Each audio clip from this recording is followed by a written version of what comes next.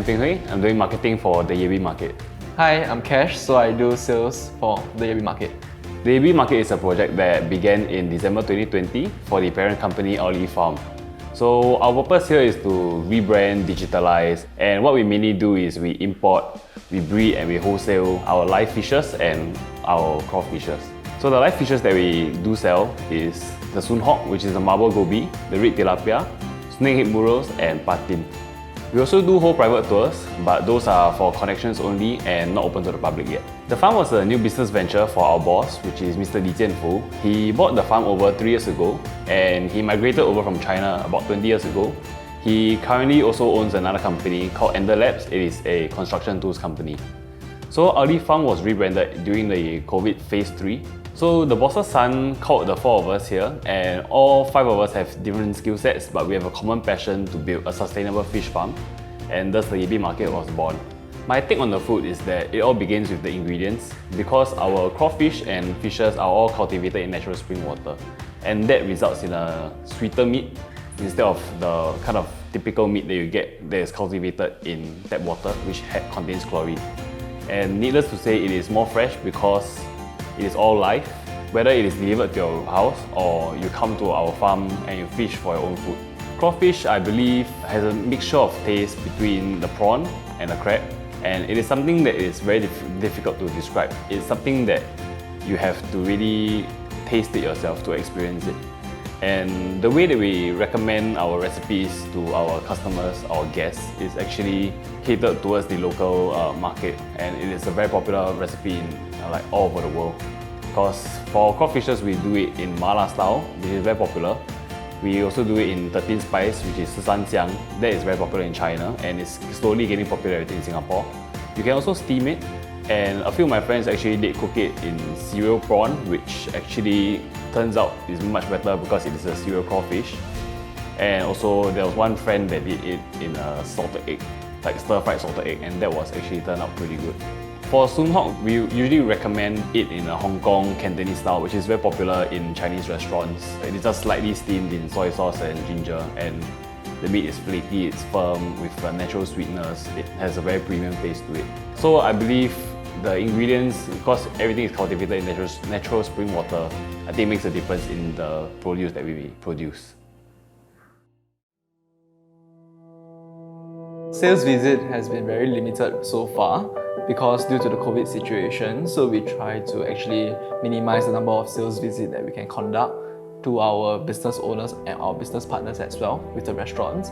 So as you all know, our business model is actually business-to-business model itself. So due to the COVID situation previously during the circuit breaker period, we are not allowed to dine out, and the demand for crawfish or for live 𝙊𝙀𝙀𝙧𝙀 actually went down. So it means that there are more products on our end itself lah. So that's pretty challenging as well, because we have to maintain the water quality, our systems need to keep running to ensure that our livestock are actually still there, living and fresh.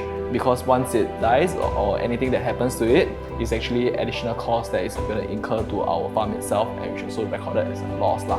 So previously we'll be hosting at least about 6 farm tours per week, but right now there are lesser people coming to the farm, and situation was pretty bad before December period.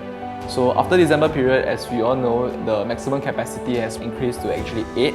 So people are still coming back right now gradually because they are unable to go overseas. So and coming to the farm itself actually sort of gives you an experience that you are unable to get it elsewhere, and it's very uniquely for us in Singapore as well.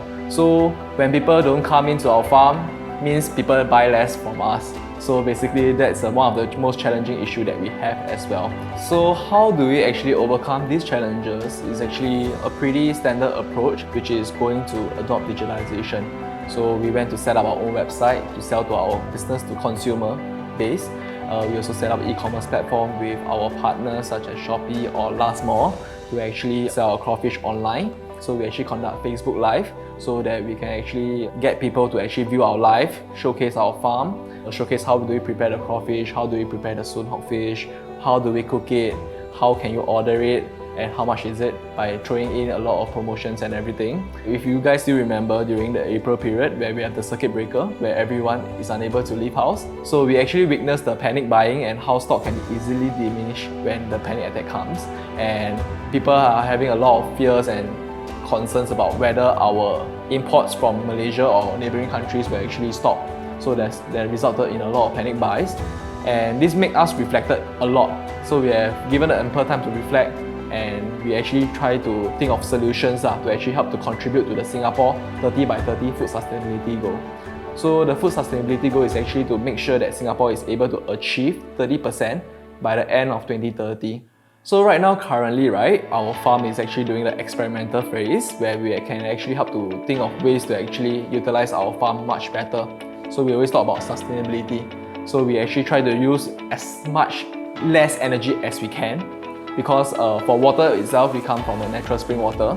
So water-wise, we are okay. So for the electricity-wise, we try to reduce as much electricity as we can. So we come up with a lot of prototypes.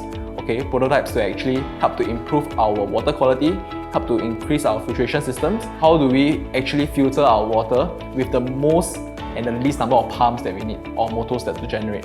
Currently, we have a lot of empty spaces. So what we are trying to do right now in the experimental phase is we are trying to do aquaponics.